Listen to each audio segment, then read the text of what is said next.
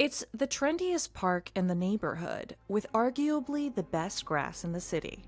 While sauntering along the path, you're likely to bump shoulders with all of the usual suspects: matcha latte toting Pilates princesses, creatine chugging CrossFitters, hot girl walkers, crunchy hikers, dog moms, pup papas, amused tourists, and even some well timed magic hour proposers.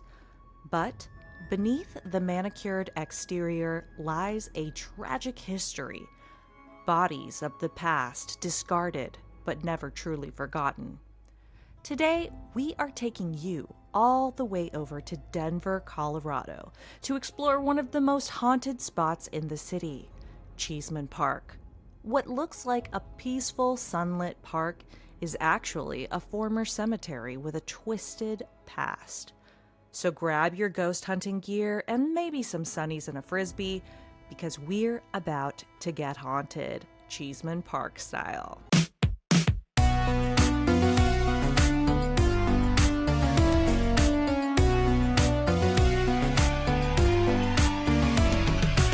Welcome back to Let's Get Haunted. Welcome back, Haunties, to episode 222 of Let's Get Haunted.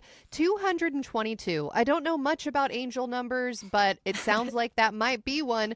And since it's such a special numbered episode, we have an equally special, angelic, magical guest with us today. Yes. Shannon! Welcome of back, Fluently Shannon. Forward. Was that like the longest intro anyone's ever given you?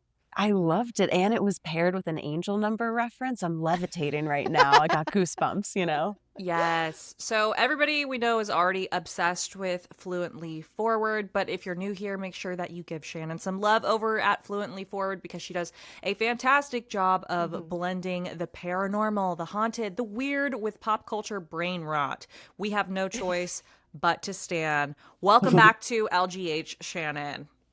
I'm so excited to be here, and I'm so excited that we're talking about Cheesman Park, which is just a couple miles from me in Denver, so I'm going to get to know it like even more intimately. I've heard rumors of the tale, but I'm excited to dive deep with you guys today. Yeah. And guys, just so you know, we were also on an episode of Fluently Forward, so definitely head over to Shannon's channel and check it out. We had a really fun time talking about some very insane, off-the-wall conspiracy theories involving Coldplay and Hollow Earth. And as someone who didn't know much about either of those topics, I had a fantastic time. So even if you're not super into that type of music or that type of conspiracy theory, I highly recommend it. It's really, it was very fun.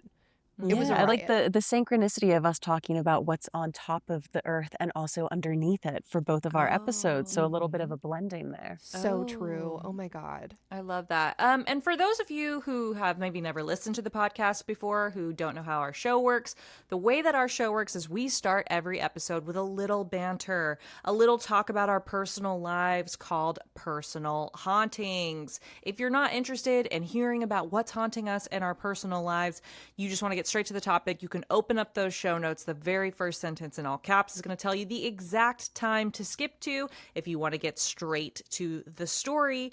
But Shannon, do you have any personal hauntings, since you're the guest of honor, that you would like to talk about? And if you don't have one and you want to not spill your own tea, I have a different one prepared. So let us know. Mine is just, I've been haunted by sickness lately. And do you ever get mystical and sometimes wonder about the haunting? Like, I've had some sort of ear, nose, throat thing where it limited my ability to speak with my throat. And then I went, the universe is sending me a sign that I need to rest from my job. And then after being sick for a week, I always go, I need to fuck my boyfriend. It's been so long. And then I got hit with the UTI and I went, it's a sign from the universe. I need to rest my vagina. So I'm hoping nothing else happens. But I've kind of been working on a little theory that maybe someone hexed me, because if you're sick for long enough, you start to get a little paranoid, you know, paranormal activity in the brain. So, you know, I'm suspicious of everyone. Absolutely. I have a rule, and now I'm not suggesting that you should follow this at all. I'm just telling you what my rule is around UTIs. I decided, like, I want to say 15 years ago, I decided if a guy gives me more than one UTI, I'm breaking up with him, because it means that something's wrong with him. And I think it works. I swear by it. I give people 1 or 2 UTIs. That's it. It's not my fault. My hygiene is impeccable. It's your fault. Get your shit together. And if you can't, I'm out. That's my rule, but it's with bacterial vaginosis. I'm like, Yeah. you know, more than once, out. Out. I think it's worth it. I once had an OBGYN, and I don't know if this is fact or not, but she said that some people's flora just doesn't mix with each other. And I was like, whoa, I've never had a doctor tell me that before. Usually doctors will just be like, here's an antibiotic, get out of my office. And she was like, no, sometimes people's flora just doesn't jive. And it changed my life. But maybe you just need to tell your boyfriend, hey, I got a UTI, get it together. And he'll start really going overtime. First of all, I love a witch doctor. That's my favorite type of doctor to go to. And I remember in college, I think I got like 3 UTIs in a semester. And the doctor there told me, if you have a UTI, it means you're having good sex because everything's getting like all moved around and like up there. And I was like, okay, interesting. But I have heard that. And sometimes you can be allergic to semen. That happened to a friend of mine. She's trying to get pregnant and she's like, but I'm allergic to it. Allergic to someone's I had semen? no clue. Oh my Yes. god. And I would be like, I'm not gonna have your baby. Like this, I know. like it's probably not right. I'll have your baby out my butt. Yeah. I actually kind of have a crazy personal haunting, and it's sort of about babies. I'm curious what your guys' thoughts are because this is a hot topic. Okay, so here's the deal. I know this person. I'm going to be very vague because these are real people. This is real people's lives. I know this person who's in this like toxic relationship with this person. It's like on and off. They can't commit to each other. They both have huge commitment problems. They're both like kind of like party too much. Maybe alcoholism is involved. I don't know. I'm not too involved. The girl got pregnant, but it's not the guy's baby. It's someone else's baby. And the guy really was like fucked up about it because he was like, I don't know. I don't know why, because I'm like, you didn't want to commit to this person anyway. So like, why do you care? But here's the weird part. So the girl's baby daddy, the guy that got her pregnant, doesn't want the baby. Is like, I don't want this. I'm gonna be a deadbeat dad. I'm not involved. Like, you're fucking my life up. Like, please have an abortion. Like, disappear. I hate you, essentially. And so then the dude is like, should I just raise that other guy's son? And I was like, I say yes. Yes, I was like hyping him up to do it. I was like rewriting the social code. I was like, this is fucking alpha. I was like sending him the emoji of like the guy from Wolf of Wall Street, like Leonardo, like Leo, where he's like, talking about it. And I was like, this is fucking alpha. Like that's some Viking shit, stealing another man's baby and having him call you dad. Like this shit's fucking hard. And then he was like, I don't know, I'm like not there yet. I don't know. And here's the crazy part is that you would definitely know that it wasn't his kid because they're like 2 different races. So he was bringing that up. And then I was like, I'm telling you, this shit's fucking hard. You stole someone else's kid and now you're the dad. Right. And because I just feel like that kid's not going to have a good future unless someone steps in. Right. So that's why I'm kind of like, if you're and the guy's, he's a little bit older too. Like, so he's ready to do it. And I'm like, if you're feeling any sort of like inkling of like wanting to be a dad, like, do it, because like that kid needs a dad. But I was just curious what your guys' thoughts were. There's a species of bird that does that. It's like this horny female bird who will go around and like sleep with, different male birds, but then the best bird dad will be the one to raise the baby. I mean, in many ways it feels like a compliment. Like, hey, I am pregnant. We both know. It's not like she's lying to him, right? It's like, hey, this is not your child. However, you are 100% way better of a partner than the original person. So if you're into it, I'm into it. I feel like it's a compliment. I also feel like you making the Viking analogy, like just tie in a little bit of how they used to do that in ancient Rome. And I feel like those 2 angles for a man, he'll be like, that child is mine. I will be doing it now. Yeah. Absolutely. Yeah. I'm seeing what's going to happen, but I was so proud because then I heard later my husband on the phone, like parroting like commentary that I've given to another dude. And he was like on the phone and he was like, yeah, guys who don't want kids always try to act like it's the woman's fault that she got pregnant. And I was like, tears were going to come to my eyes. I was like, oh my God, my like beef head dumb husband is like actually like, learning and evolving from me, and now he's like getting the other beefheads to like also start thinking critically, so it was a proud I'm moment. getting misty. That's that's my man right there. Yeah. Like nothing makes the heart grow 3 times larger than overhearing something like that. Right. Yeah. So that was crazy. It was some tea, and I was like, oh my God, this is insane. Yeah, you guys let us know if you have some other crazy tea like that, because I find it fascinating. I really do. I'm trying to think if I have any personal hauntings to share today. Oh, you know what? I do have a personal haunting to share. Do you guys know what grounding mats are? Yes. Oh yeah, they Those are look fake, painful. right? I mean, I don't know, because like I've had like a genuine doctor, like actually like is a doctor of medicine, recommended it to me, and I was thrown through a loop because I love these doctors that you see, by the way. Yeah, I want yeah. referrals.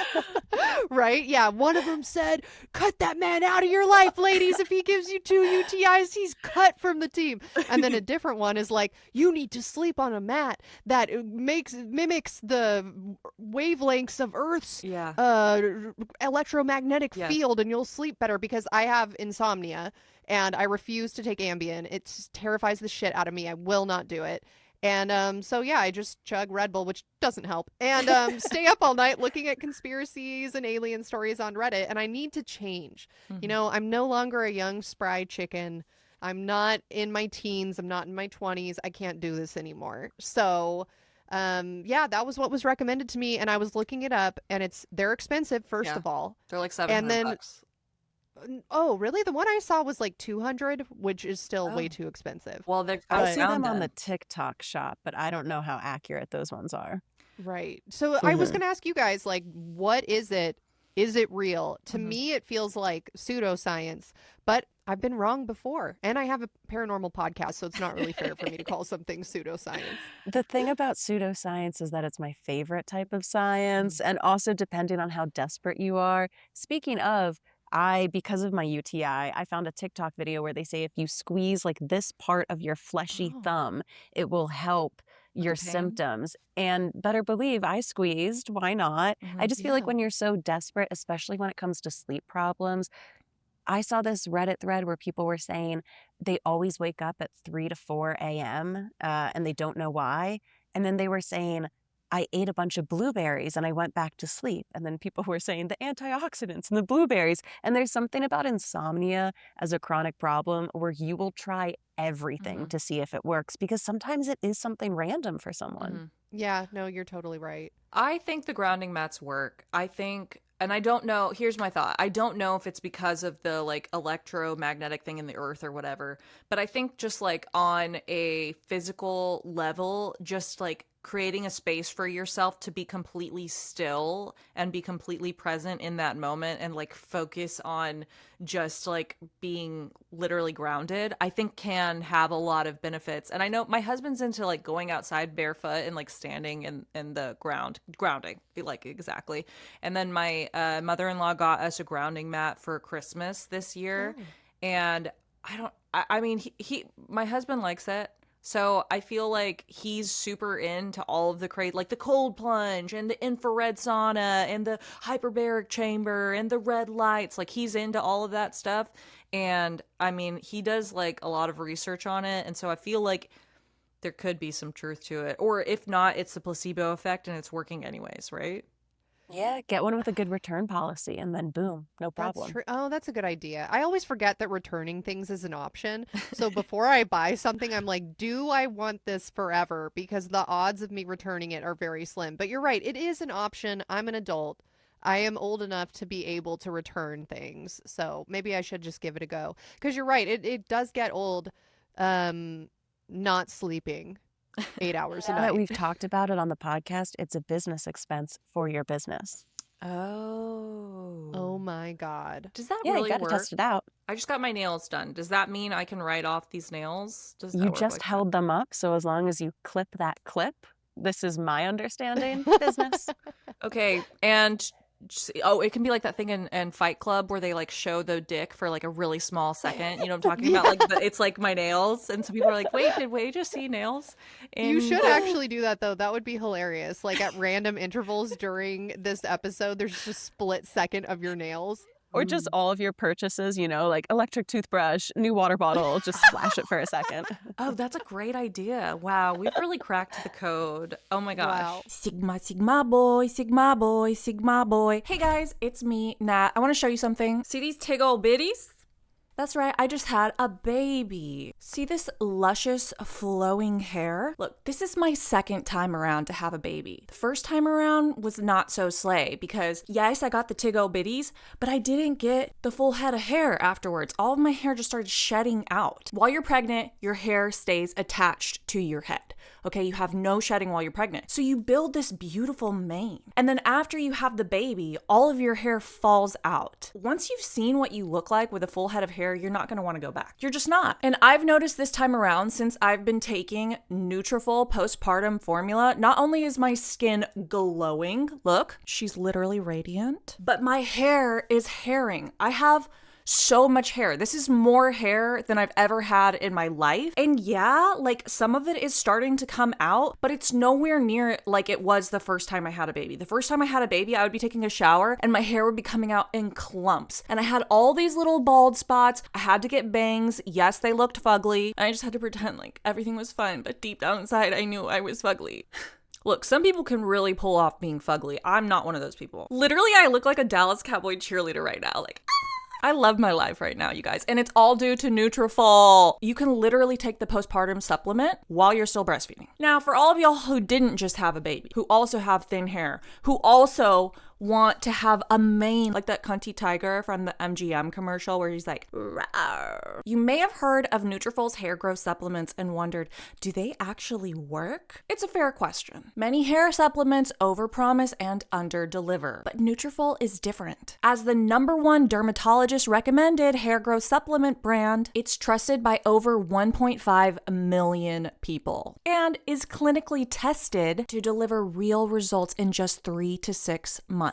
First of all, if you're not taking any vitamins and you're just like raw dogging life, how are you still even alive? Everyone's root cause of hair thinning is different, so a one-size-fits-all approach isn't going to fix the problem. That's why Nutrafol has so many different formulas. So whether you're navigating menopause, plant-based lifestyle, or simply you just want less hair shedding, Nutrafol has a combo for you. You guys, it's not just a gimmick. Nutrafol clinically tests its final formulations using advanced hair measurement tools like hair counts and pull tests to track real improvements in growth, quality, texture, and shedding. Their research is published in peer-reviewed journals and vetted by doctors. This summer, stop worrying about your hair and start making memories. For a limited time, Nutrafol is offering our listeners $10 off your first month subscription and free shipping when you go to Nutrafol.com and enter promo code HAUNTED. Find out why Nutrafol is the best-selling hair growth supplement brand at Nutrafol.com, spelled Nutrafol.com, promo code HAUNTED. That's Nutrafol.com, promo code HAUNTED. Or just check out the show notes for more information. And now back to your regularly scheduled haunting. This is going to be kind of a crazy episode because it's very like free form. So feel free to interrupt me all the time with all of your commentary, guys. But before we get started, I want to give a special thanks to the user I am Beyonce Always with a Z for recommending this particular topic that we're going to talk about today. Love the username, obviously iconic. Okay, so let's talk about Cheesman Park. Shannon, have you been there? It's in Denver, and I know you live in Denver, Colorado. Let us know what you... I have. I've been there a few times. The first time I went there, I recently moved to the city, and a guy who was a 36-year-old lawyer took me on a date where we walked and then sat in the grass because he brought no blanket. So that was my first experience with the park. And then I've been back with some friends, but it wasn't until my most recent walk around there with a friend where my friend Alicia, who also has a conspiracy podcast, was telling me the story of Cheesman Park, and I haven't been back since, maybe because I'm a little bit skeezed out by it. But I never would have thought that this gorgeous park had any lore behind it. Yeah. Okay. So when I was looking into it, it was kind of hard to find the haunted stuff because it's all buried under like super trendy, Literally. like come get a jelly soda pop here, like come to this cool bar with your friends, like join my meetup here. And so I'm kind of understanding, I guess, through reading through the lines, this is a hot person park. It's like You very. know what? The times that I've been, it's also quinceañera park. Like, I don't Oh, know if quinceañeras happen. Well, they happen all throughout the year, right? It's a sweet when you turn 16. 15. Yeah. 15. Oh my God, 15. It shows to go you how well I retain Spanish taking it in high school. But there's always people taking pictures by like this kind of area with columns and like Mhm. these gorgeous dresses. So it's always fun to see that when you walk around. I don't know if hot people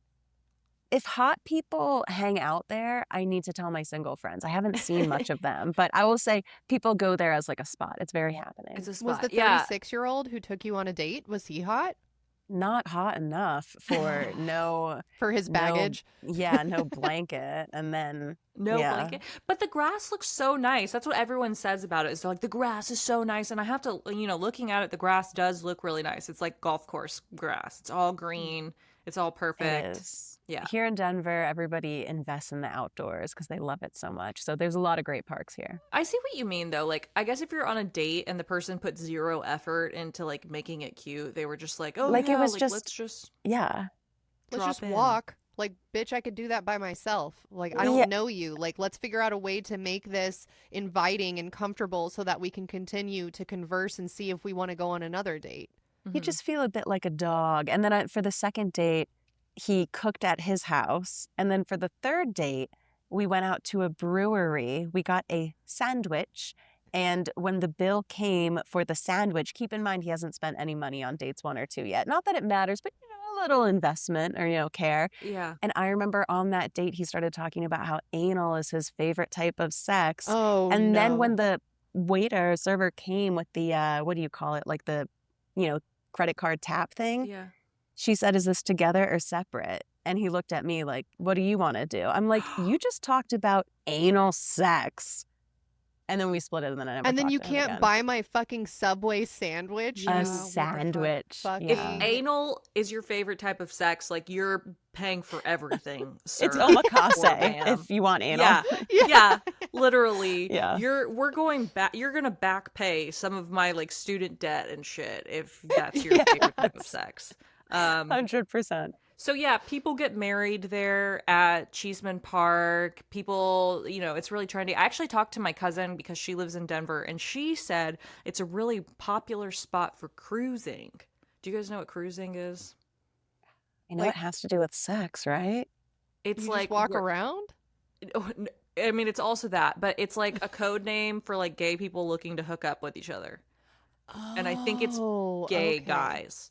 They like cruise. I don't know. It's weird. I had like never even heard that term until recently. Who's the crazy girl that always like tweets out crazy shit, but like sometimes it's kind of funny? Azealia Banks. Yes. Yeah, she called Kanye West. Like she said he was like like on some cruising shit or whatever right before he came out as I think he came out as gay recently or like said he like had done some gay sex acts or something. But she like called him out right before that and said he was into cruising and I was like I don't understand that. And then I saw on Reddit people were talking about it and saying like, "Oh, cruising is like when gay dudes like look for each other to hook up," which is weird to me because I would think that's like you don't need a name for that. Like that's just life. Yeah, I will say, as somebody who would be interested in having sex with anyone of all genders, I'm always cruising. You could Yeah, find that's someone what at the grocery store, at UPS. Am I hornier than a gay man? It's like I look for them everywhere. that's what I mean. Like it's just life, right? But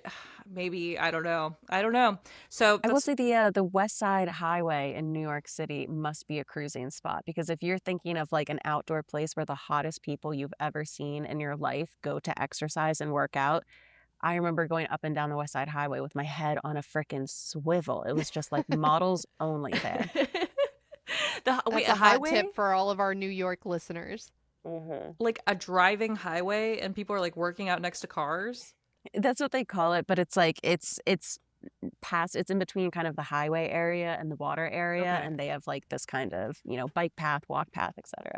Okay. I see what you said. Okay. So yeah, it's a trendy place. People get here, they like take aesthetic photos. I keep forgetting I can't drop photos in the thing. If you guys just look up Cheesman Park on Google, like the first few pictures that come up are gonna be of this like column building. It almost looks like the Greek like Acropolis or something like that. It's kind of in that like what do you like neoclassical style or something.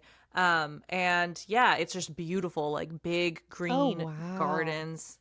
It's one of Denver's oldest parks, and it's listed on the National Register of Historic Places. It also does, though, I think, look straight up like a cemetery, though. And that's because at one point it was one. But when I see it, I'm like, yeah, this like looks like Forest Hill or whatever in LA. You know what I'm talking about, Allie? Forest Yeah, Lawn yeah. Cemetery. This is It, what it it, looks like. it's very beautiful. So, if you guys want to look at the images associated with this week's episode, you can either watch the YouTube version of today's episode over on our YouTube channel, youtube.com/c/LetsGetHaunted, or you can head over to our Instagram at Let's Get Haunted and flip through key images from this week's episode in the photo dump. And yeah, this park looks beautiful. I mean, we're talking about very lush, colorful flowers. They're all neatly arranged by type of flower. So you've got like a beautiful row of yellow, a beautiful row of red, a beautiful row of purple. And then these columns, which you were talking about earlier, Shannon, when you said that the quinceañera photos are usually taken by these columns. I was trying to picture it in my mind and I couldn't. And it looks like Greek or Roman. I don't know. It's very beautiful. It Definitely. looks like where Megara sings, "I won't say that I'm in love, but I'm in love," and then the muses are by her, kind of like that. Yes, Yeah. absolutely. It's very Yes. dreamy, for sure. Hey guys, it's Nat. You guys, if you're still sleeping on cotton, you might as well get a board and some hammers and a nail to board up all of the doors where opportunity might have knocked for you. Because I promise you, if you are sleeping on a cotton pillowcase, you're telling the ether, send me your most challenging battles because I don't give a fuck what happens to me. Meanwhile, I'm over here sleeping on mulberry silk, hypoallergenic, anti-aging, because I don't have time to fight with my pillowcase and my enemies. BLISSY isn't just a pillowcase. It's a boundary, a silk line wrapped between you and looking like you cried in your sleep.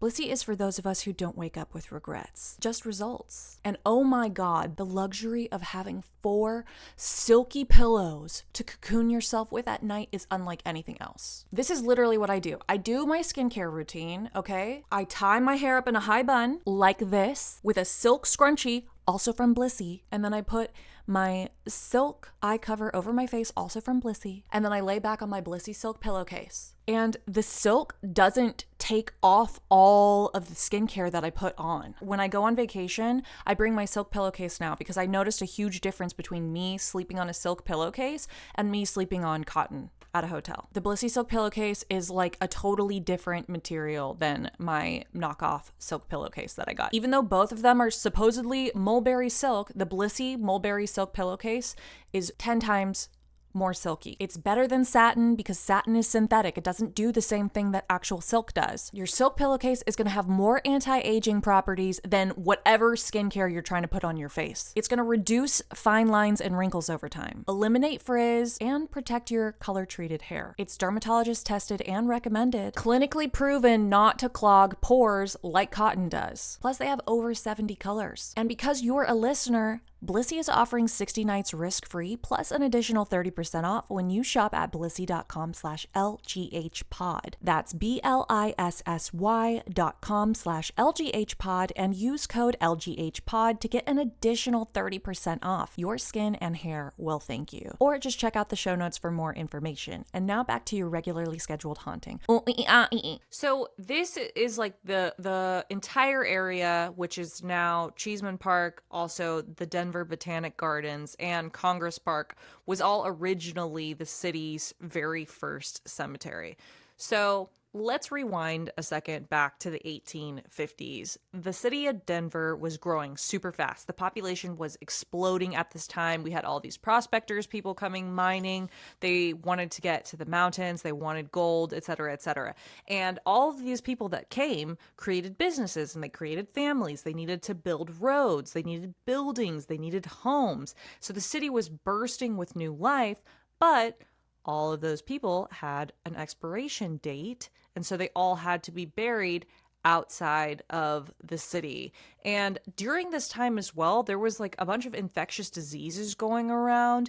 There was yellow fever, there was typhoid fever, there was tuberculosis, and yellow fever specifically is one where I think you're infected by a mosquito, like bacteria or something like that. And then, Allie, it gives you jaundice.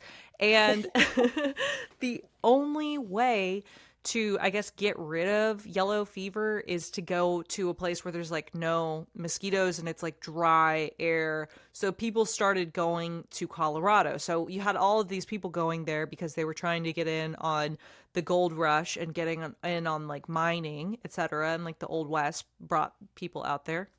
But then you also had people who were like, okay, there's big city, Denver and Colorado. It's dry, arid mountain air. It's going to fix, any illnesses or prevent them. And so you had a huge influx of people who were coming in wanting to start a new life, but also people who were already sick or sickly. And so some of these people came to Denver and just straight up like just died there. Wow. And so they all needed a place to be buried, but then you also had the population that was there trying to like start a new life, and they were dying as well from infectious diseases at the time and all the other bad stuff that can happen to you when you're trying to make it in the 1850s, which is like everything. It's, yeah. So the city needed a place to bury their dead. They needed somewhere really quiet. It had to be large enough to be a cemetery, but it had to be away from the actual city infrastructure. So they went to this area of town where no one was at all. It was like an old hill or whatever, and they just started shoving dead people in there. And back in the day, they used to segregate cemeteries by like social status. So it would be like all the rich people were in one part of the cemetery, the poor people were in the other part. And wouldn't you know, the poor people didn't have any money to like look after their part of the cemetery, or just like no one gave a shit. So it fell into disrepair, like headstones would topple over, the grass was overgrown. I don't know, like the hood rat stuff was going on over there. I don't know. And then the other side was really, really nice. And so people kind of started to complain. They were like, we've got this like haunted cemetery outside, and more buildings started being built. Like the city started expanding and homes were backing right up to the cemetery. So people started complaining. So then they established the Mount Prospect Cemetery in 1858. And this is kind of, I feel like this is a problem that cities always have. I was thinking about it. Like they make a city and then the cemetery is like too close, and then they have to like relocate all of the bodies. And I was thinking about it and I was like, why do we do that? Why don't we just start making buildings out of dead people? Think about it, though. Let's take their bones, cremate them, take the ash, mix it in cement. Congratulations, Grandpa's a skyscraper. Yes. No, but like, how has that not already been thought of? We haven't innovated on death, it's just kind of casket, open casket, closed casket, cremate, Urn, give your organ donor, stuff like that. But I mean, there's a lot of things you could do, but you don't really get as creative with it as we do with other projects. I was reading an article the other day about a oh my God, what's it called? A funeral home that was advertising itself as specializing in natural burials. So like, send us your dead bodies of your loved ones and we will make sure that they decompose naturally into this beautiful soil. It's going to grow a plant. I don't know what the end result of that process was. I don't know if the person gets a plant back from that soil or if it was just like grandpa's now at this place. But it turns out they weren't doing that at all. They were just taking dead bodies and then piling them up in their like yard. And then that's it. And so they Is were that just legal? accepting money. No, they were, I believe somebody went to jail. But I was reading an article Oh. about it the other day, and I was like, this At is 5 gruesome. a.m., not on my grounding mat. Yes, exactly. At 5 a.m. on my 17th Red Bull, just going absolutely feral. I mean, when I die, I would love for like the Native Americans did with buffalo, use every part of the body, donate what you can, shave the hair, make it into a wig for someone. Why not? I'm dead. Who gives a rip, you know? Yeah. Yeah. Yeah, I don't really like planning my death because I'm like superstitious about it, you know? So I'm like, if I tell the universe, like, it's fine, just let me I die. manifested it. Yeah, then it's like, I'm going to manifest it. And so, like, I just try not to think about it because I also don't want to be like, no, I'm not ready to die, because then that's also, like, manifesting is such bullshit. It's like, if you don't want it, it comes to you. If you do want it, it comes to you. So you just have to pretend like you already have it, but already having it is not wanting it. And so you're like, let me just not think anymore, because I don't know if I'm pulling it or pushing it to me. I don't know. So Denver starts growing. Homes are being built around the Mount Prospect Cemetery. People are beginning to notice that it's not being well maintained. There's this lower income area where most of the bodies are being put, and the affluent area is starting to kind of complain about the lower income area. Tale as old as time. They start calling the cemetery Bone Hill. It kind of gets this reputation. And Bone Hill is like not very glam. Like, I feel like Do the middle schoolers call it Boner Hill? Is that where it got the reputation of being a location to cruise? Like, hey, let's go meet on Bone Hill. Did they have boners in like 1850? Like, did they call it a boner? The What did they call history, it? I remember I once wanted to do an have to episode on the Google. history of the word daddy, because I think daddy has been used in like sexual terms for like way earlier than we would think. But Oh. boner, let's explore. Yeah. Okay, I'm Googling it, guys. We're about to learn. The earliest known use of the word boner in English dates back to the 1840s, specifically in a play called Charterhouse Play in 1844. While the Oxford English Dictionary cites this as the earliest evidence, the word's full meaning and usage likely evolved over time. So yeah, It boner. used to be used as slang in baseball to talk about a blunder or mistake. Oh, Oh, yeah, yeah, 'cause like you I sometimes made a call real people boner. right? And you're not calling them like an erect penis. You're calling them like a I am. dunce, kind of. That's interesting. You're- So, But it's worse that you're being such a soft penis right now. Why couldn't you catch that ball? God, you're yeah. so flaccid. Why do you even bother? so headstones are toppled over, grass is overgrown, and nobody wanted to know, like, what I mean, everyone wanted to, like, get rid of this cemetery. So the 1890s roll around, and cemetery is overcrowded and in disrepair. So the city decides to turn it into a park. Now, this part I don't really understand. I feel like Allie probably understands this. I guess the U.S. Congress had sold the land for the cemetery to the city to be used, quote unquote, in perpetuity. So then, after this happens, the city now owns the park. The city warns everyone, hey, we're going to relocate these bodies. You got like 90 days to get your dead people out of there and put them into a different cemetery. Otherwise, like, we're going to move them. And, you know, once it's our problem, you're not going to have a say in it. So people had a bunch of the bodies moved, but most of them were like affluent families who like had the money to be able to do something about it. It ended up being like 5,000 unclaimed bodies.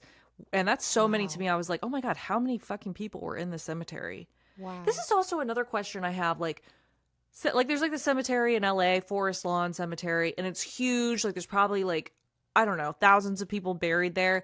Is there like a limit for how many people can be buried in a cemetery? Like, who governs this? Like, can you put like multiple graves on top? Like, I see what you're saying, because nightclubs will have capacity, right? It'll be like, you can only fit 80 people in this building, or else you're violating fire code number 69420. And so then people at the front, bouncers, have to be counting everyone and make sure that they're staying under capacity.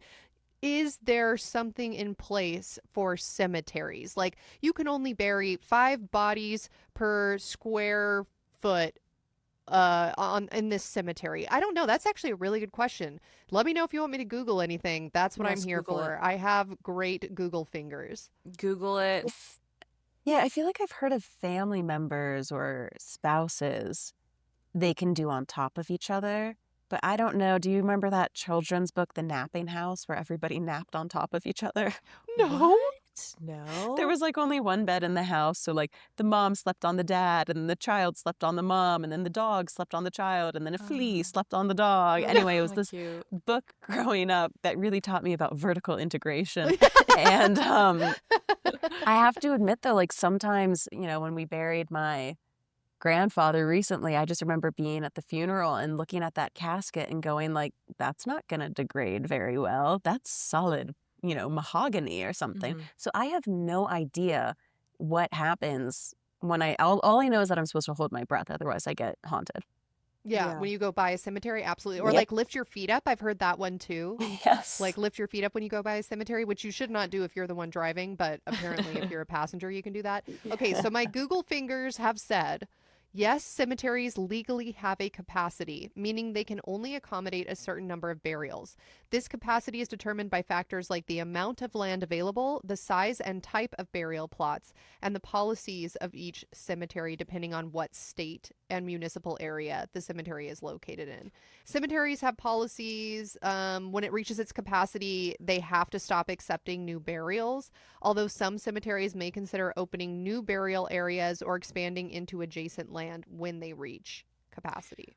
What I don't understand is like, how are they going to make money after all of the burial plots are taken? Because I'm assuming they own the land, if they, but they still have to like pay administrative stuff. Like, you still have to pay the gardener. You still have to like keep the infrastructure going. Like, I'm sure they have security guards, whatever, things like that. So like, how would they continue to make money if people aren't buying The plots way you anymore? think is, by the way, probably how so many business people are thinking. And it's freaking me out right now that I'm pretty sure when you pay to be put into a cemetery, it's a one-time fee.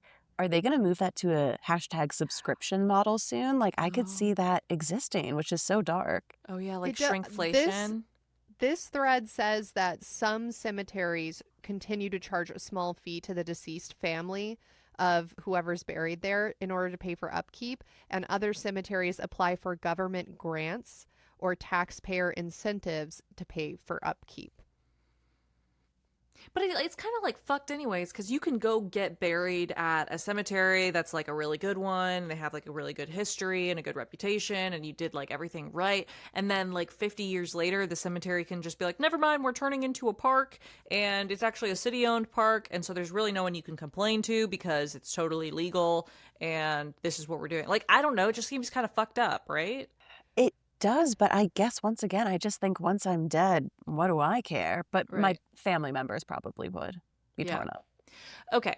So, according to the Cultural Landscape Foundation, quote, the land that is now the 80-acre Cheesman Park and the grounds of Denver Botanic Gardens and Congress Park further east was Prospect Hill Cemetery until 1898, when it was converted and named Congress Park. Landscape architect Reinhard Schweitze designed the park to include graceful loops of carriageways, an open lawn surrounded by a forest, and neoclassical pavilion, all by which to capitalize on views of the Rocky Mountains to the west. Upon Schweitze's death in 1909, S.R. de Boer completed the park, adhering to Schweitze's plan. In 1910, the park was named for Walter Cheesman, who was instrumental in establishing the city's railway and water systems. So essentially, they like took this cemetery that was kind of like in disrepair. There was a bunch of bodies there that no one cared about. I mean, it was the only people who were left were people who were like too baroque to be able to do anything about it posthumously. And then they turned it into like this, I don't know, super like bougie park with like neoclassical things, and we named it after someone who established the city's railway and water systems. Like, it's kind of haunted, I think. It is haunted. There is a park that I think I've talked about on the show before in Ventura, which is where I grew up, Ventura, California, and it is an old cemetery that got turned into a park. And so maybe that answers some of the questions we have about what happens to these older cemeteries once they stop making money.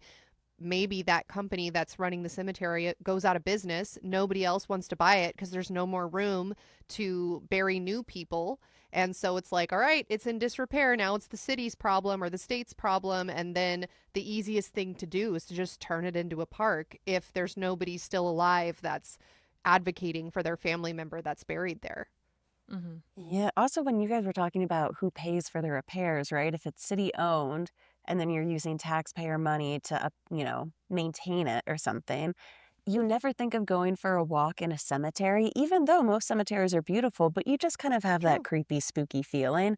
Although without knowing it, I have been going for walks and dates in a cemetery. So I true. just didn't know it. So I also wonder if there was some sort of marketing budget done to kind of erase this history, or it was built in a certain way where nothing resembled a tombstone, or, maybe all of the cafes around can't have anything related to death on the menu. Like, I wonder how deep this goes. That's actually a great point. I could definitely see that being the case, especially in the 1900s. Nobody was interested in, or the average person, I should say, was not really interested in spooky shit. Like we are today. Like today we have whole, I don't know, we have like theme parks centered around being scared and spooked. We have movies that are horror films, and I feel like that is relatively new. Totally, an entire month of the year, it's not just Halloween, it's now all of October, and haunted houses and entire genres. Yeah, it's definitely a big thing today. That's how you know we're getting soft as a species, because now we need to try to scare ourselves. And back then they were like, well, a mosquito bit me and now I'm about to go die in Denver. So that's scary. That's true, right? Like, real life is scary enough. We don't need to make it more scary. And now here I am with my UTI going, I guess I need to hear about cemeteries because, nothing else is scaring me as much. I have these damn antibiotics. I think about that all the time. What did cave women do when they had UTIs? Just go bash their head into a tree until they passed out and then wake up weeks later when the UTI is done? Like, their UTIs are so unbearable without immediate medical intervention. Or like a yeast infection. I've thought of that. Like, the one time that I had a yeast infection that was really fucking bad, I was like, how do people deal with this stuff before? You would have just like if you saw someone that had that problem, you would have been like, get the fuck away. You'd probably just kill them, right? Like, you'd be like, this woman's broken. Don't want it to infect the other ones, right? Yeah.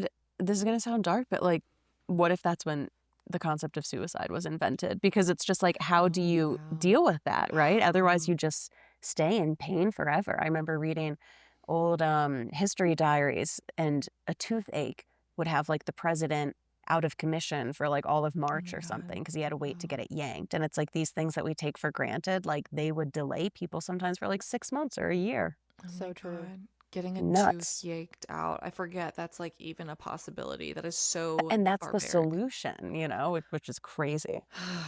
Na na na na na na na na na na na na na na na na na na na. Hi guys, it's Nat. Picture this. It's 2 a.m. You're in your silk sheets. You've double cleansed, dermaplaned, and manifested clear skin. And then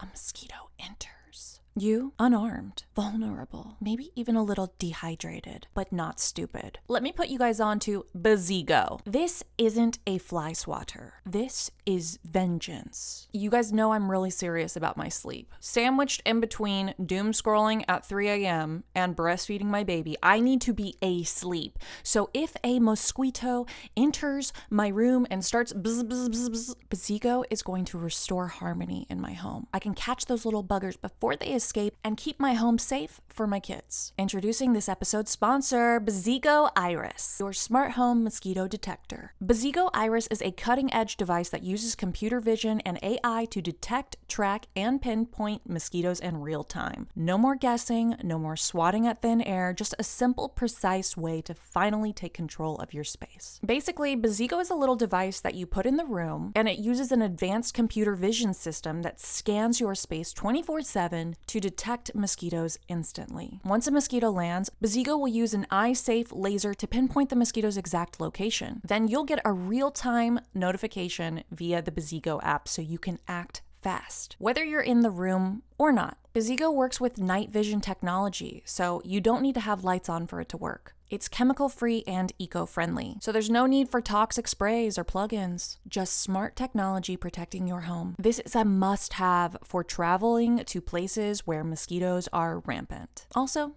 it's kind of fun. Stop losing sleep over mosquitoes. Take back your nights with BZIGO. Go to BZIGO.com/discount/LGH and save 10% off. That's BZIGO.com/discount/LGH and use the code LGH to get 10% off. Say goodbye to itchy bites and sleepless nights. Thank you, BZIGO, for sponsoring this episode. And now back to your regularly scheduled haunting. Okay, so the city goes ahead and hires this undertaker. His name is E.P. McGovern to relocate the remaining 5,000 bodies. But instead of properly exhuming him, McGovern did something else entirely. So McGovern was paid per body. He was contracted by the city, right? So he puts one body in a coffin and moves it, and he gets paid for that one body. Now, here's where like the lore is kind of divided. Some people say that there was a coffin shortage happening because there was some mining fire or something that was happening in Utah, and so a bunch of like the adult coffins had to go over that way. Other people say that the guy was just trying to make a quick buck, so he started putting bodies in children's coffins because they're less expensive and they're easier to transport, etc. And he was just like chopping up the bodies and putting them into the smaller coffin. So he would take a body and like chop the head off, chop the torso up, take the limbs and just like put it in the child's coffin and then be like, okay, that's one body. But then obviously as you're doing that, sometimes the body parts are going to get mixed up, and sometimes you might have like parts of one person in a child's coffin and then parts of another person in a different one, or like the head ends up in this box and the foot ends up in that box or something. So inevitably people are saying, well, he was actually trying to like get more money, because instead of moving one body into one coffin, he was taking one body, like chopping it up into 3 bodies and putting it in 3 coffins. So he was getting paid for 3 coffins. So I don't know which is true. Can I mean, we both are. Google like when the game Mr. Potato Head was invented? Was it around this time? Because it's giving, insert appendage into something else and like boom, boom, bing, bing. I just also feel like paying someone per body, going back to this notion of like the subscription model or whatever, then you have kind of this capitalistic urge to create more bodies or say that there are more bodies, or, kind of skirt the rules in some sort of weird way. Look, guys, I work in HR and agriculture. Everybody that listens to our show knows this. What you're describing is called piece rate. And that's where people, if you're being paid on piece rate, you can't make less than minimum wage. And it's impossible to make less than double minimum wage usually. Because if you're doing piece rate, it means there's so much fruit or vegetable to pick, and you want to get it done ASAP because otherwise stuff is going to rot on the vine, that you allow people to make more than their usual hourly wage. So people will go and run and pack as fast as they can, and what ends up happening is exactly what you described, which is people are picking anything, even if it's rotten, even if it's way overripe, even if birds have pecked it, even if there's a big giant worm hanging out of it. And so what you have to implement is a job called quality control, which is when somebody is bringing you the box, there's someone whose sole job it is to go through the box and make sure that it actually was picked up to the standard that the client is paying for. And then you punch their punch card or scan their ID badge to register the widget, is what it's called, the piece. And it sounds like this guy was on a piece rate unsupervised, which is a nightmare of an idea. It never works. There's a reason why you need QC. It also, like, to me, they hired one guy to move like 5,000 bodies. Like, what did they think was going to happen? Like, of course the guy was going to be like, holy shit, there's like way too much work for me to do. Let me just get it done. Like, we're moving 5,000 bodies for one guy. He's got to dig them all up, put them in a box, move. You know what I mean? It's like, it's kind of insane. Also, are you given that job or do you apply for it? Because, like, to task someone with a job where at one point you're decapitating a head and putting it into a child-sized coffin, there must be something going through your head that's like, something about this isn't up to snuff in some direction. So I also wonder, like, was he the guy? Like, did he have a past resume of doing things like this, or did they just pick someone? I mean, Yeah, he was maybe he called an was the only undertaker. guy destitute enough to be like, I want to be the one digging up the bodies. Everyone else is like, no, get that away from me. There's enough disease throughout the city already. I don't want to be handling diseased, decapitated, or decomposed body parts and then getting sick myself. So give it to this fucking weirdo who already hangs out in the sewers for fun, naked, rolling around like Charlie from It's Always Sunny in Philadelphia, and he will be the perfect specimen. But little did they know that anyone who wanted this job is insane already. And so he found the most grotesque way to make his piece right. Well, He's right. I'm glad that you brought that up about, like, you know, the diseased bodies or whatever, because according to the lore, that was a huge issue that people were taking with this, what would you, like, the project. They didn't want these bodies that a lot of them had passed away from infectious diseases being opened back up. And so people were like, okay, like, just get it done, whatever it takes. And they said that the way that he was doing it, it was just like open graves everywhere, and there were like body parts everywhere, and it wasn't very well organized, and they were You just know trying to when you get it. decide to reorganize your closet and then the wave of inspiration, leaves you, but you're surrounded by clothes everywhere on the floor and you're Oh like, my "Oh, God. but I didn't finish this task." It's kind of giving that. Yeah, Yeah. for Yeah, sure. exactly. Exactly. And so some people say that, like, they kind of left behind some bodies because it was just so many people were complaining, and they were like, just get it done. And, you know, it was already in disrepair before. So if like a tombstone was missing or something, he had like, he wouldn't know that there was a body there. So people say that still today there's a lot of body parts or possibly like even full bodies left behind, and people are on the fence of like whether that is just folklore or not. Like, some people straight up believe like, no, there's like bodies in coffins that were just left behind there that are like unmarked graves everywhere. And then other people say, no, that's not true, but they're like body parts that like somehow got missed, or just, you know, were too gross or whatever, or like the body seemed like it was something no one wanted to deal with, and so it just got left behind. But either way, everyone's like, there are bodies left behind, either pieces of them or full bodies just left behind. Some estimates are that there are like literal thousands of bodies underneath Cheesman Park. Oh my God. So Thousands is crazy, but like I could believe that. And I wonder if people have done like seances to try to like figure out the certain spot. They yeah, have yeah. to have. Yeah. There's people say all the time that they feel like a ghost will come and like step on their shoulders, or they hear like strange whispering. Some people say that if you stand at that like neoclassical building, whatever that was, and like look out a certain way in like the certain moonlight or whatever, that you can see all of the tombstones. Like, you can see how the cemetery used to be. It's like a picture in a picture, I guess, that comes up. But we'll talk more about the hauntings in a little bit. So I guess this happens kind of frequently. Like, even in the 20th century, when workers are like doing construction in the area, or like landscaping, or they're like putting up a new building or a condo or mansion or whatever, they'll unearth bones, and then they just like keep going. Like, they don't have to stop their work or whatever. It's because like if you find like an artifact or something, you kind of have to stop work, and like everyone has to like pause and like figure it out, and I don't know. I just like knocked over so many things. Sorry, guys, Uh-oh. if you heard that. Uh-oh. Yeah, but I guess they just like they just like are digging, and then a femur comes up, and then they're just like, okay, and so anyways, back to what I was doing. And Wow. apparently like dogs that are in the park will like dig up bones and like come back to their owner with like a bone in their mouth. I've heard of that. A little bit of archaeology going on. Yeah. Yeah. Time for another Nat Chat. It's Nat. Psst, psst, psst. I'll work on that one. Okay, you disgusting little freaks. Listen up, because I'm about to step on you. Your sheets are disgusting. You're sweating, shedding, secreting all night long.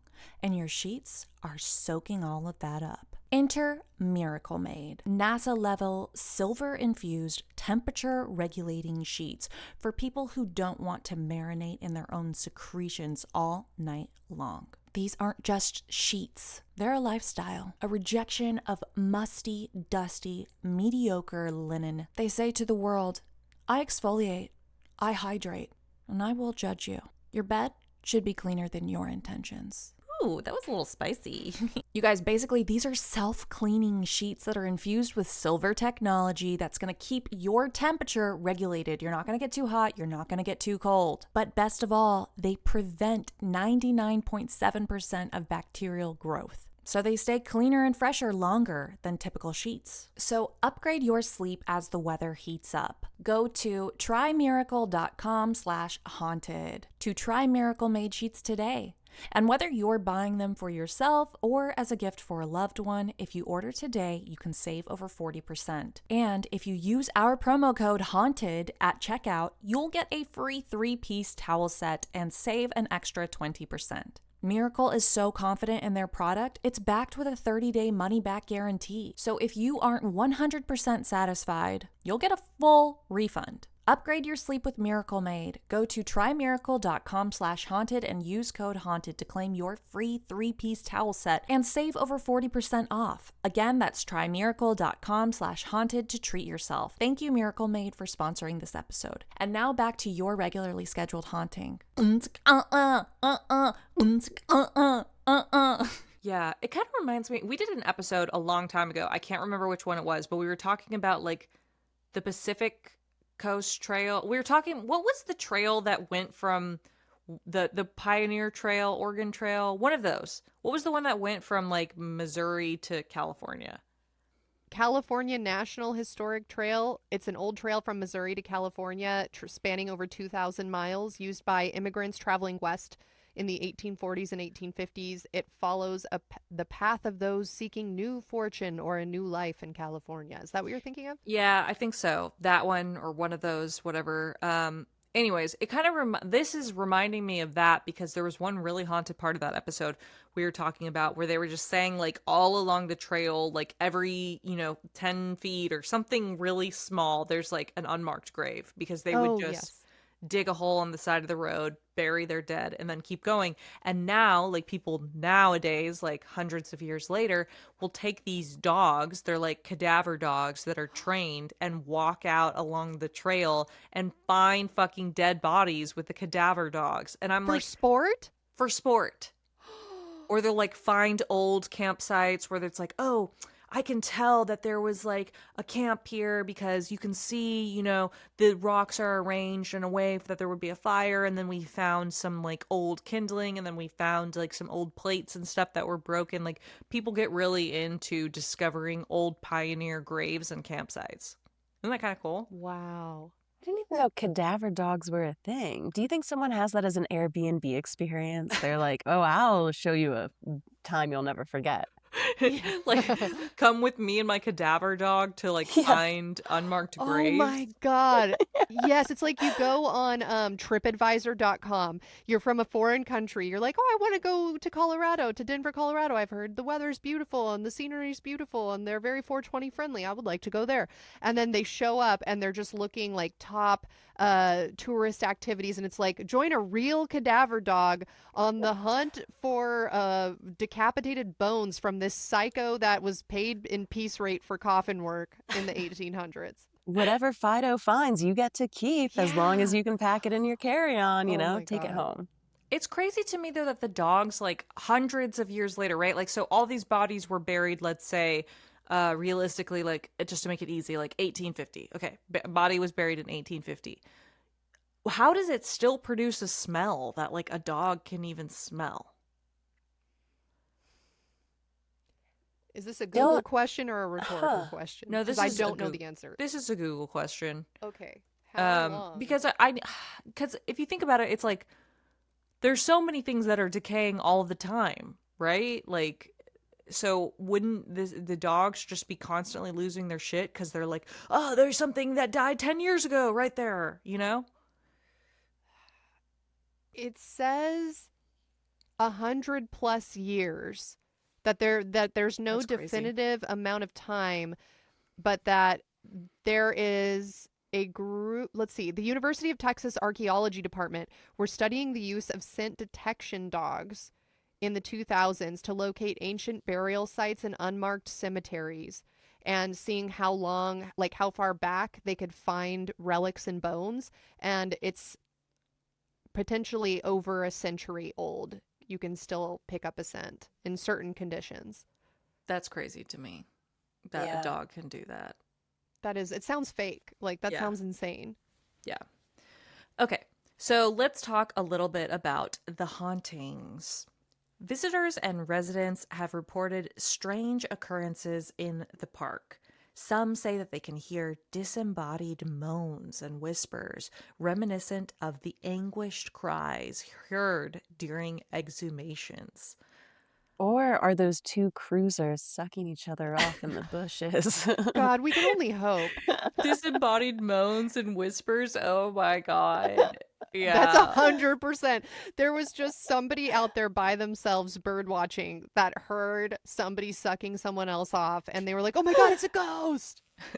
Actually, there was like a famous cruising spot right by my house. I used to live in Manhattan Beach in LA, and there was like a specific public bathroom. It was a public beach bathroom that like actually got busted by the cops because it was like a grinder like hotspot. I mean, it was like on the news and shit. Like you could probably look it up, like Manhattan Beach, like Wow. public restroom, grinder or something. It'd probably come up. But I only know this because my gay friend in college was telling me about it, and he was like, oh yeah, like we were on the beach, and he was like, yeah, like that's, you know, that's like this famous spot on Grinder that like everyone goes and like hooks up at. And I'm like, that cinder block building right there, the one that always has like piss and toilet paper on the floor and is gross, that one. And he's like, oh yeah, like it's super famous, like the cops had to come and like bust it up because it was like started getting turned into, I guess, like a brothel or whatever, like people started accepting money. And I was like, the public bathroom right there, you know, it was like, why not go in like the back of this person's car, or like, you know, the library, like a little bit nicer, you know, like There's yeah. nothing more foul than a beach bathroom. yes. I will But do imagine being anything like to not have to use so one. horny that you're like, this is the spot. You know, like I don't know if I've ever been that horny in my life to be like, it's covered in piss. Perfect. Let's do this. Yeah, I will shit in the straight up ocean like before I'm gonna go to a beach bathroom. First of all, if you're going to the beach with one in the chamber, you're a different kind of insane. I don't understand. Like, I would not be going on a beach trip having to shit. That would not have happened to me, so I cannot relate at all. God, and you're just Cosign. sandy and wet and everything smells and oh. Yeah. There's Okay. a name for that, by the way.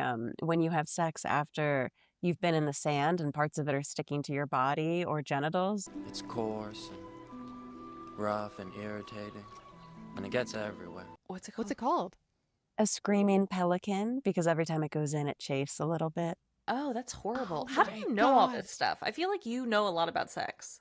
I was so into Urban Dictionary as a kid. Like, I didn't have sex, but I went on Urban Dictionary and I was like, all right, cool. It's like a manual. And then I had sex and I was like, that shit's weird, but I know all the names. Yeah. Like you're showing up for sex, like trying to be like normal, like, oh yeah, like are we gonna do a screaming pelican? And they're like, Yeah, I'm what the like, oh, fuck I is froze wrong my with you?" turd so we could use it as a dildo. Alaskan pipeline, anyone? And they're like, that's not a thing.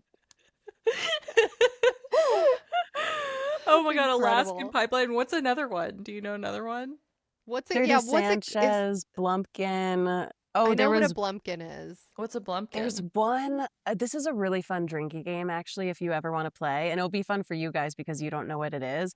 But find a list where they have like each crazy sex act on Urban Dictionary, state by state. This would be really fun for you guys to do for an episode. And one person lists the name of the act, and the other person tries to guess what it is and see how close you get. All I remember is that the most famous Urban Dictionary sex act in like Illinois or Iowa was something to do with like eating a bunch of corn and like then shitting and then having sex. What? So they're That's kind of the like most famous one, not just like normal sex. It's that's like what they do. Urban Dictionary style or whatever, but like each state has like an absolutely insane sex act named after it. So you'll have to look up yours after this and give it a Wow. try. Okay, what's a Incredible. blumpkin though, before we move on? There was a guy, the reason why I know what this is because in the college dorms, there was a guy who got caught having this happen. And well, actually, now I'm like, maybe I'm confused. There are two the first one that I was originally thinking is when you're jerking off while shitting on the toilet. But I know there's also a term for when you're getting a blowjob while you're sitting on the toilet. Yeah, I think that one's a Blumpkin. I don't know any girl, like maybe one of the OnlyFans soldiers has been like, you know what, for the meme, like I'm gonna do it, but I don't know any girl who would like be into that. No. Wouldn't it be like smelly and disgusting? I Yeah. think so. Ew. That's that's terrible. I really don't like that. Okay, so now I'm just wondering if all of the hauntings are just people cruising in this park. Because, like, listen to the rest of them. Other people say they've seen shadowy figures darting between trees or glimpses of a woman who was singing softly vanish into thin air. Could just be someone's wife or upset girlfriend or something. I don't know. Yeah. Now this one is definitely haunted. There's this legend of Slackjaw. Have you guys ever heard of Slackjaw? No, but that sounds sexual as well. It does. Totally. Everything about this episode is kind of sounding sexual now, isn't it? Okay, so I've heard this story two ways. Slackjaw supposedly is this like ghostly figure that has a broken jaw, hence the name Slackjaw, and they're dressed in a blood-soaked hospital gown, and they go around and they're like searching for their killers, asking people like, "Have you seen this person who did this to me?" And then you ask questions about them, and you're like, "Oh, are you okay? Like, let me call for help." And the person's like, "No, I just came from the hospital." And they're like, "Well, shouldn't you still be in the hospital?" And they're like, "No, they told me to leave because I couldn't pay." And then you start thinking about it and you're like, "Wait, what kind of hospital would like tell someone to leave because they couldn't pay?" And then the guy just like disappears. I've also heard it that you're walking around the park smoking a cigarette. Some guy comes up to you and asks to like bum a light or bum a cigarette or whatever, but he's kind of talking to you in like kind of strange English. Like, you know, he's kind of like sounds old timey a little bit. And then you start noticing that he's wearing like an old timey hospital gown. And you're like, oh, that's kind of weird. And he's got a bunch of stab wounds all over him in his stomach. And then you're like, oh my God, are you okay? And he's like, yeah, actually, I'm trying to find my, the guy that did this to me. He got away. He stabbed me a bunch of times. And then you're like, do you need to go like get help right now? Like, how can I help you? I'll call an ambulance. And then he's like, no, I can't pay for it. They wouldn't take me because I couldn't afford to pay for it or whatever. And then you're like, oh, okay, like that's, creepy. And then later you find out, oh, that was Slackjaw. Wow. Damn, I wonder if he like updates the conversation based on, because if he's been haunting for a while, so now someone in Denver, he's like, do you have like any ketamine that like you could share, like also I've been stabbed, blah blah blah. People are like, I don't have a cigarette, but I have something else. Do you have That's spooky. Yeah, or do you have a vape? Like, that is a good Yeah. point. And will, in the future, ghosts, rather than asking for a light or a cigarette, will they be asking for a vape? Like, will they be asking, like, does it update as the ghosts become more modern? That's a good question. Yeah, that is a good question. Also, maybe that's why he can't pay the hospital because they don't accept doubloons or something. Oh, yeah.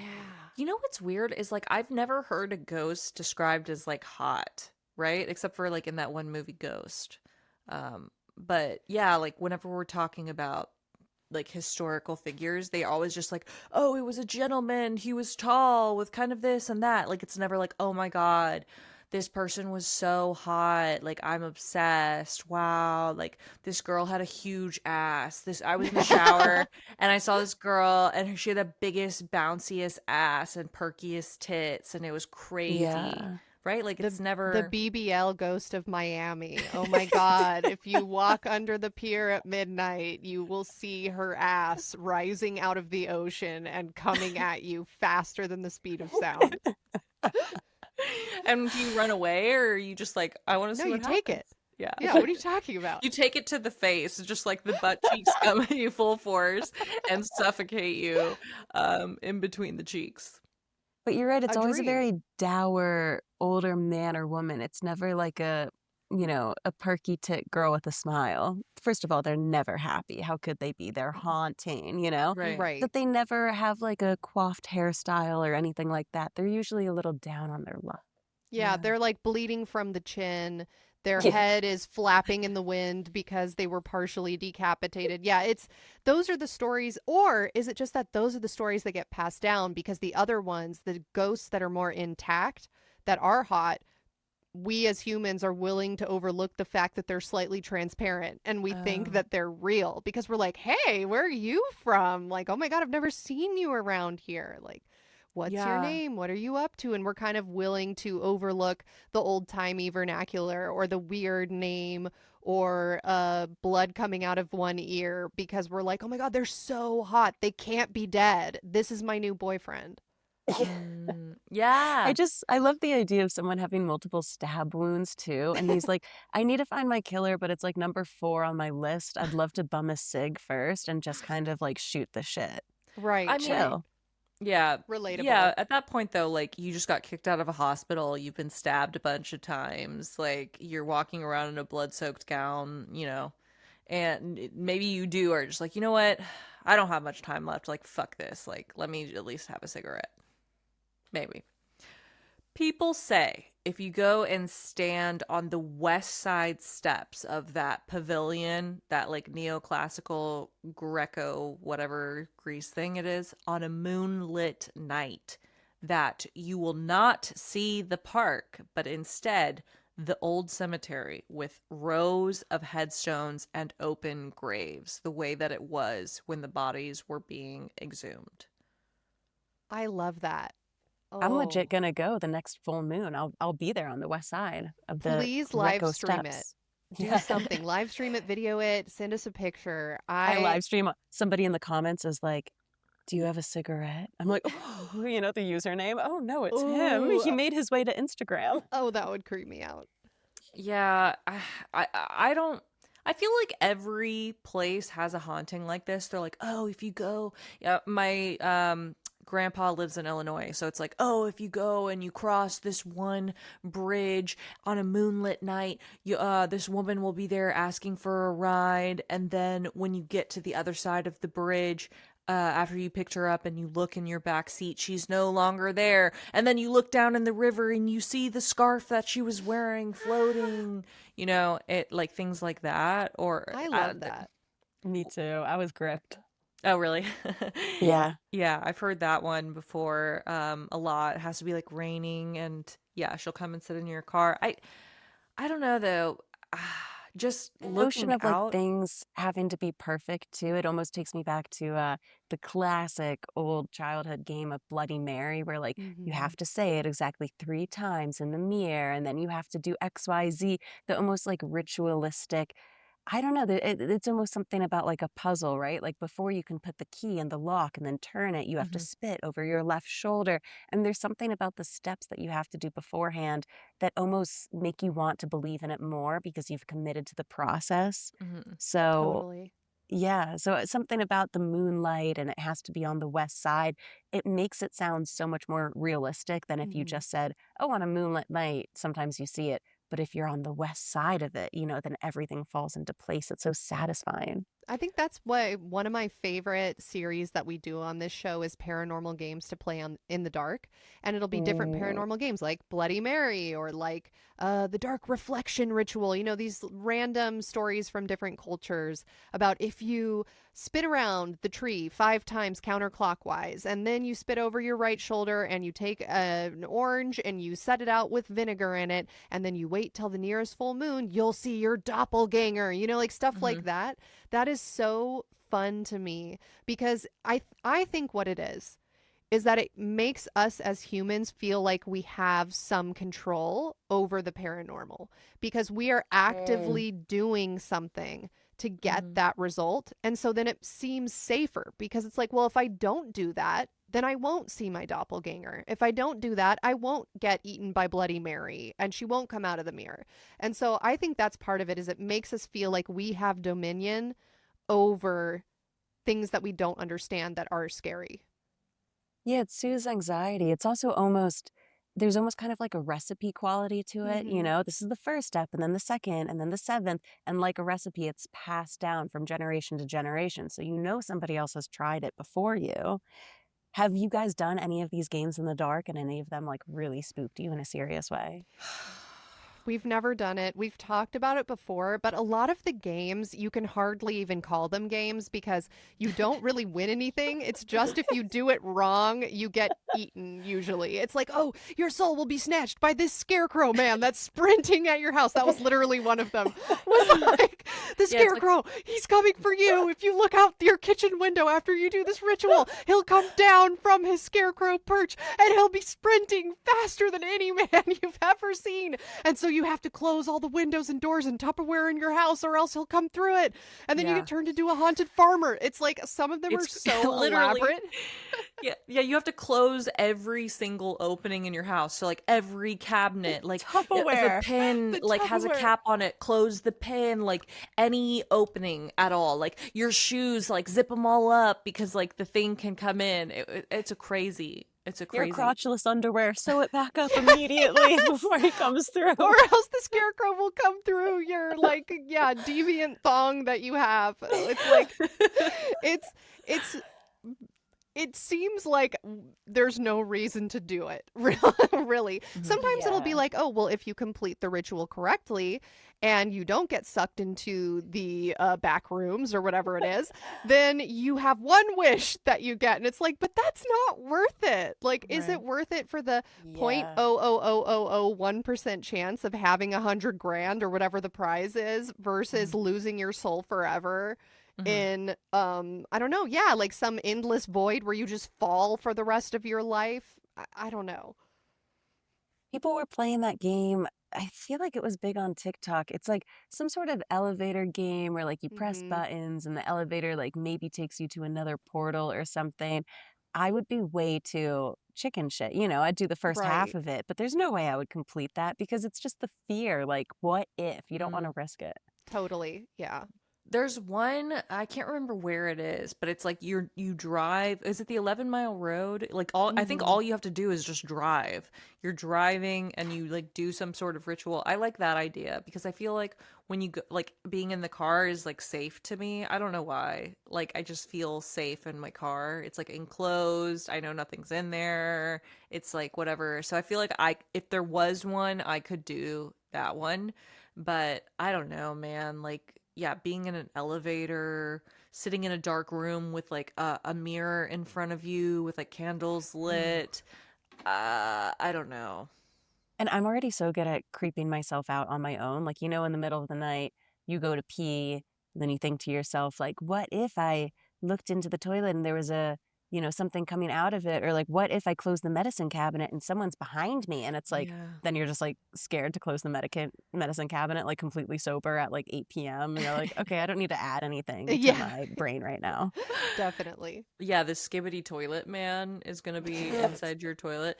My 4-year-old is like terrified to go poop in the toilet. I actually feel bad for him because he's like potty trained. Like he's 4. He's like speaking complete sentences, picks out his clothes. Like he 100% is like real dude, but he doesn't want to poop in the toilet. Like he'll pee in there. He doesn't want to poop because he doesn't like the idea of the skibbity toilet man.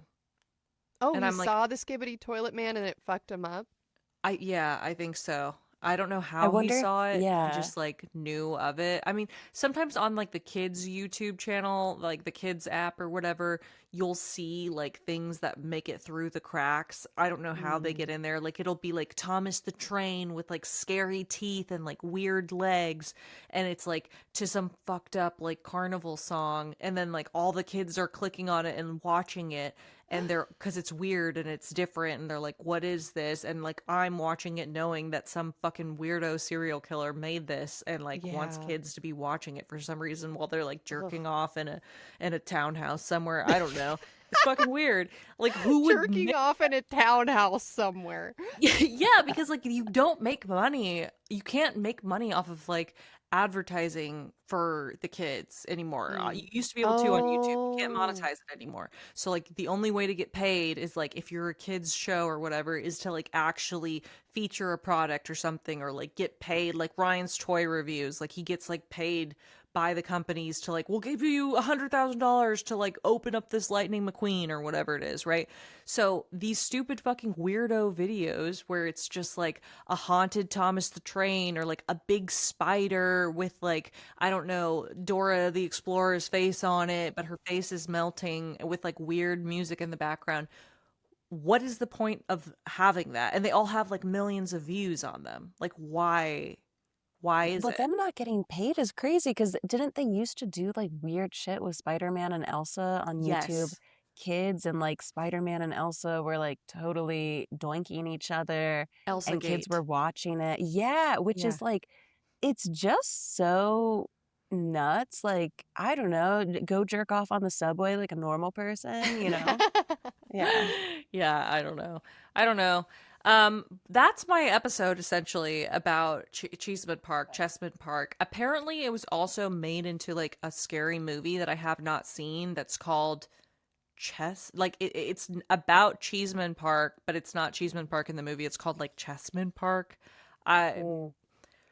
I don't know. I don't really watch Interesting. scary movies because they're too scary, but Allie does. So maybe you could put that one on your list. It's I called The will. Changeling. I definitely will. Changeling, which is weird because I thought that was the movie with Angelina Jolie, but then they like were describing it and they were like, "Yeah, it's about like Chessman Park and there's this guy," and I was like, "No, it's Angelina Jolie and her kid gets like taken away from her and they try to give her a different kid and like tell her." So I guess there's two Changeling horror movies also. Yeah, I was Well, gonna I say know, the yeah. book The Changeling was really good. I remember we had to read it in like fourth grade or something, and I thought it was good. It's like this baby is abandoned in the Mhm. woods and in the fairies or something. You're I not supposed to say that. love, ever since Sleeping Beauty, I love when the fairies in the woods take care of a little tiny baby. One of my Me favorite too. tropes, you know? And I promise to, on the next full moon, go to the west side and see if I can see anything. And you know what? I'll bring Yes. some of my gay friends with me too, so then that way they can cruise. It'll be a little group trip. There you The go. cruising. Mhm. Okay, just because it is a short episode and I've been thinking about it ever since we brought up the Manhattan Beach fuck shack or whatever I was talking about in the bathroom.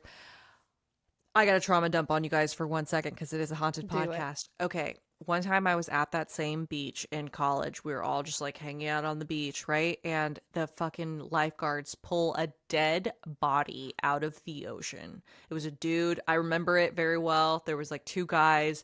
They were carrying this guy, this it was a clearly dead body, fully clothed, wearing like dark black slacks and shoes and like a white button down like shirt, like a dress shirt, and you could tell they were super dead, but they like pulled them out and they were like doing chest compressions and the lifeguard was like trying to get them to like resuscitate them or whatever. And I was just there with my boyfriend at the time and I was like, oh my god, like what's happening? And he was like, that's a dead body, they just pulled a dead body out of the ocean. And I was like, I mean, is he gonna be okay? Like where's his family? And he was like, I don't know, he's dead. And I was like, but how did he get in the ocean? He was like, I don't know, but they're for sure not gonna like get that guy back to life. Like he's for Oh sure my dead. God. And I guess it was someone they surmised someone had like fallen off of a panga boat, which do you know Oh. what a panga boat is? Yeah, that's Oh, no, what's people that? who are immigrating through undocumented channels will hop on these panga boats and come ashore. And there's also drug running that can happen via panga boat. I heard that it was like the inference that I got was that it was drug running panga person might have fallen off of a boat or whatever, because that area had a lot of like drug trafficking through it. Specifically, there's this area called El Porto. It's right next to Manhattan Beach, and there's like this Dockweiler Beach is right there, and apparently that's like where lots of drugs show up. So if you're ever looking to start your drug running business, definitely hit up Dockweiler Beach, and that is a good location for you to look into. But yeah, isn't that crazy?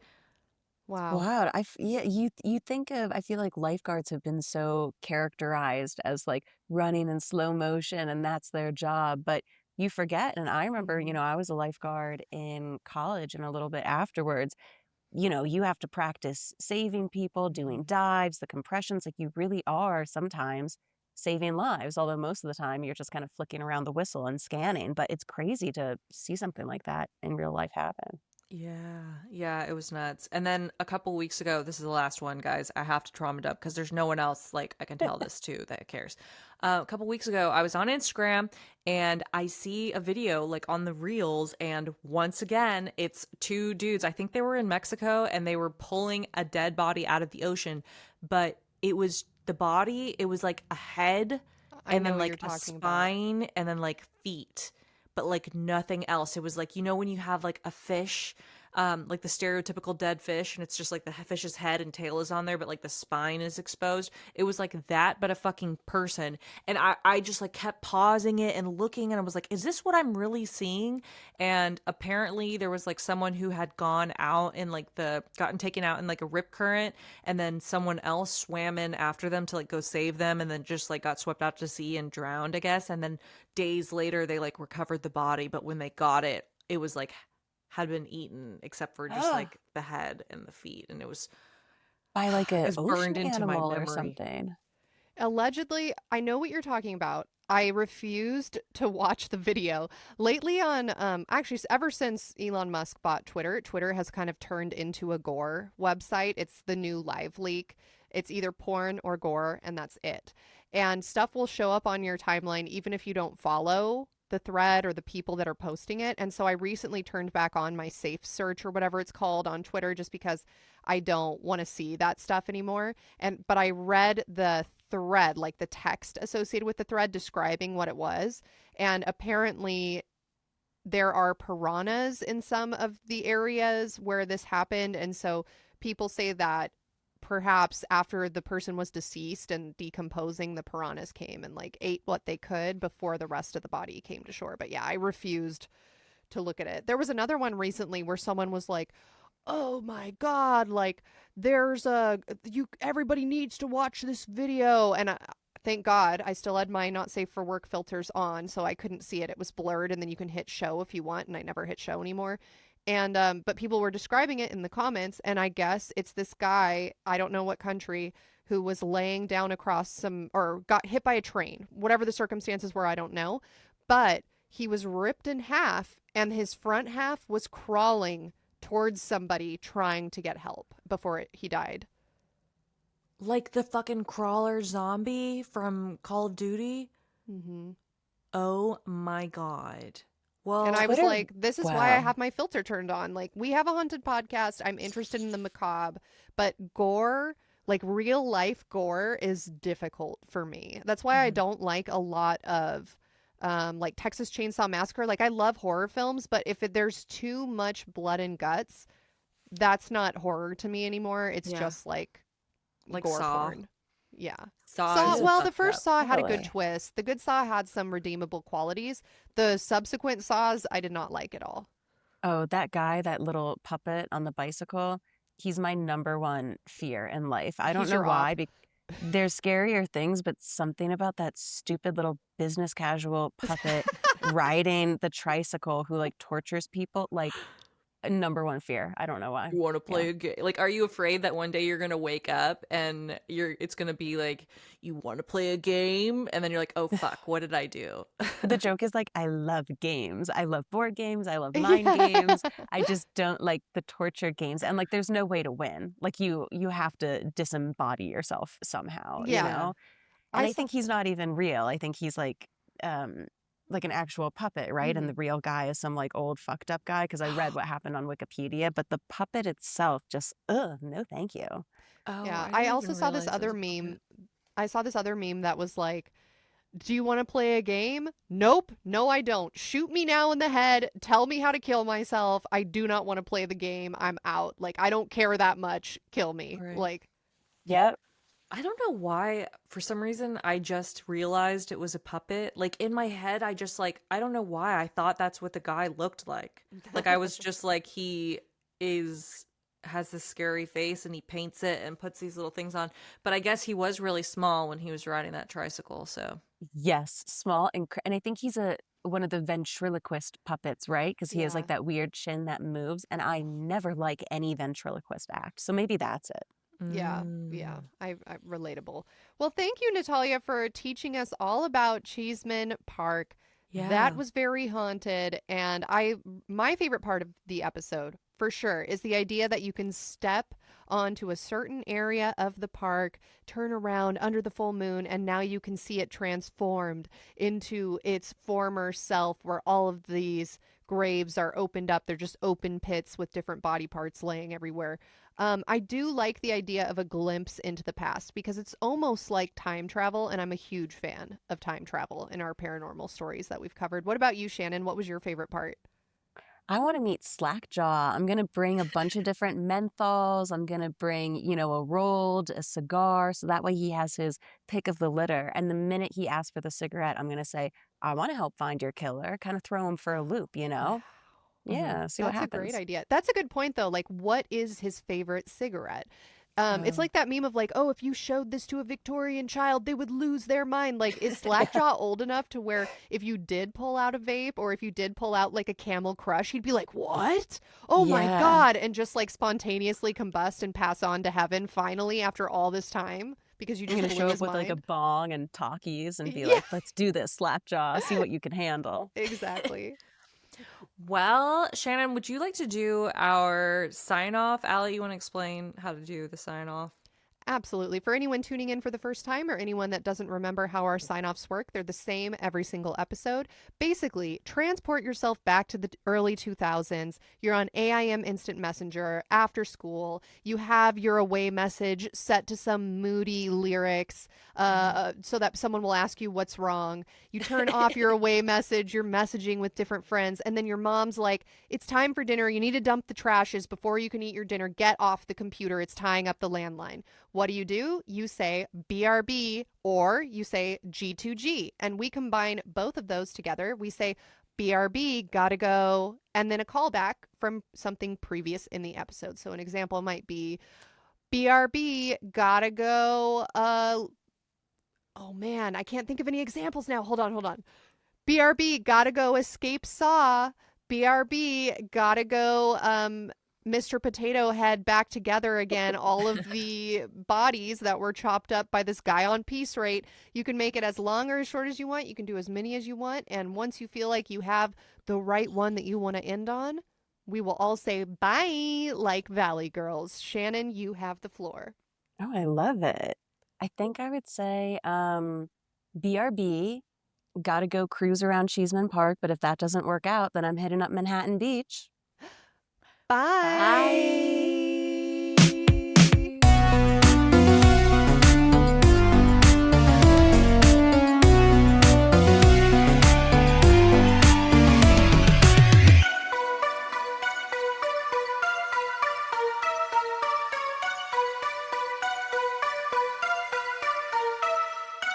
Hey guys, it's Nat. Isn't it upsetting? You just went from watching like those ads and me in the video looking so gorge, and now I have been sitting in this cubicle from hell that I created for myself to quote unquote pursue my dreams, idiot. and I'm wearing a horse shirt and riding breeches with dirt on the butt, okay? Because I literally got off of a horse this morning and I didn't have time to shower. I didn't have time to get myself together. I just sat in this little fuck space that I made for myself, and I just did a little editing, putting in ads, doing this, because this stupid episode is going up tonight, and it needs to be finished now. So I don't even have time to edit this last part because this needs to go up before my kid gets back, because once Enzo is in my home, I cannot get anything done. He will come like ruin all the vibes because he needs my attention 24/7. And that is all a long-winded way to say that thank you very much for coming. Also, look at my nails because they're cute and I just got them done. And it's going to be my birthday. You guys, oh my God, I just had a good idea. Wait, no, it's not a good idea. I just had a happy thought. It's also could be a good idea. It's the difference between a thought and an idea. An idea is a type of thought. Doesn't matter. Anyways, back to my nails. I got these like little pearls because pearls like my birthstone, and I think they're just like little pearls of wisdom, and aren't those cute? I'm like obsessed. I love it. Okay. Now I'm in a good mood again. Now let's go back to the donor shout outs. Everything's going to be fine. It's going to get up in time. Everyone's going to like it. Welcome to the closing credits for episode 222. Angel number, perhaps? Cheesman Park. This month, we would love to give a warm, heartfelt thank you to our Patreon donors who donated to us in the month of April 2025. Letters A through H. If you'd like to become a donor and hear your name shouted out on a future episode, head over to patreon.com/LetsGetHaunted, where you will not only get a shout out, but you'll also get access to episodes, extras, minisodes, personal hauntings, live streams, and much, much more. So, y'all, this week we would like to thank Sailor Doom, at Fredo, Abwally, Abigail A, Ace G, Adrienne L, Amy T, Al F, Elena E, Alaya, Alberto O, Alicia L, Alessa M, Alessandro C, Alessia, Alex JG, Alex Q, Alex W, Alex WY, Alexandria, Alexis S, Alice J L, Allegra B, Alan Cantation, Alonzo, Ali, Ali B, Aliza 10, Aliacia, Amanda P, Amber F, Amber Alert 42069, Amelia, Andrew, Angela M, Ann MT, and D, App Trip, AP Trip, Archie F, Arden Strander, Artsy Starkey, Arwin S, Ashley D, Ashley J, Ashley W, Aubrey, Auburn R, Audrey W, Avery K, Bailey M, Bambi, Beatrice Beck, Bella Q, Benjamin S, Bethany W, Billy R, Boob 42069, Books Chief Managed, Bradley M, Brenna L, Bree M, Bree E, Brianna C, Bree P, Brielle, Brittany S, Bronal, Bucket M, personal fave there, Kane, just rolls off the tongue, Bucket. Oh my God, next kid's gonna be named Bucket, y'all. Caitlin D, Cal E, Camille Zakat, Captain LC, Caroline L, Cassidy M, Cassie L, Kathleen R, Celeste L, Cetus, CG, Chatty Watty the Puddin' Patty, Chance the Reaper, Chanel C, Channel C, Chaotic V, Chaotic Bird, Charles C, Charlie I, Charlie M, Cheesy, Cherry D, Chicken, Chloe L, Christina T, Christopher M, Christopher O, Christy H, Coraline, Corruptive Jade, Courtney, Christian P, Criley, Crystal C, Cursed Gravy, Damio of the Lars Farm, Dan J, Dan the Blacksmith, Dana Contreras, Dania SNC, Daniel D, Danny T, Daff, Desi S, DiGiorno Flocka, Dodi, Dora Lee N, Droz, Echo R, Ed B, El Deuterino, Elizabeth P, Ellen W O M, Eloin B, Amico N, Emily B, Emily B, Emily H, Emily O, Emily R, Emily W, Emily C, Emma D, Erica MCN, Erica A, Felicia G, Fenrir U, Fenrir U, Frank D, Fred H, Freddie F, Fresh Z, Frijolito Bandito, Ghost of 7-Eleven, Grace M, Grandma Painter, Haley C, Hollier L,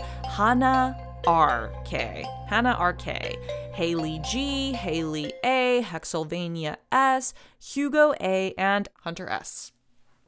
Thank you guys so much for being a part of LGH. We could not do this, guys, without you. And I am wondering, actually, if some of y'all can do this for us sometimes. I'm like, can you guys do the podcast, actually? Because I would like to listen to you guys do the podcast and me just have fun listening. It is such a pleasure to really call myself your friend and your comrade, and to be in the simulation with you all is very fun. Also, I don't know if you guys noticed, but this little cloth is back. And I need to know your opinions. Do you like the cloth? I also have another cloth that I debuted on my Instagram. This whole thing is going to fall apart if I pull on this. But it's like a pink car. Here's a little corner. It's like a pink car. Go to my Instagram if you want to see it. And with Mount Fuji in the background. Now, I know that doesn't seem very haunted, but it is cute because I am having a pink moment right now. You guys need, God dang it. I wish I could show you all the cute pink things I have. Fuck. Okay, I'm just going to have to make a vlog about that because everyone is screaming, dying, throwing up because they want to see all the pink. I love you guys so much. Literally, you're in my family. And I hope everybody has a great week. Also, you can't be mad at me because it's my birthday coming up soon in 4 days. I guess 3 days by the time this comes out. Love you.